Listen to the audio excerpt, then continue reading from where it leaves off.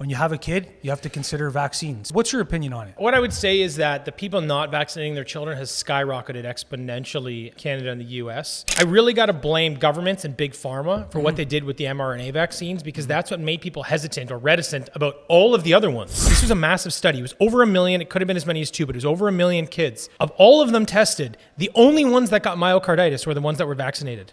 Not one kid who was unvaccinated got myocarditis who got COVID. So you kind of look at this, you go, that's scarring on your heart. That doesn't go away. So since the mid-'80s, you haven't needed to worry about safety testing for vaccines. I'm not a scientist. That doesn't mean they don't work. I don't want to go down that line because I can definitely be attacked and people know a lot more than I do about these things. Maybe do some research. Look into it and see what you think about everything else. So where do you do the research? It's difficult to find some things online, but you can find the right groups and the right forums, and you can locate some of this information. You can follow some people on Instagram or other channels that are doctors, not idiots like me, people that actually know what they're talking about. There's a reasonable amount of data out there. You just have to do some digging. But here's the thing that I would say.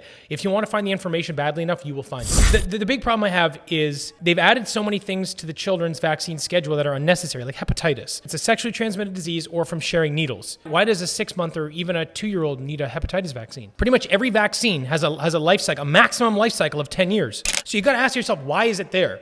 Well, it's because they make billions of dollars on injecting them into people.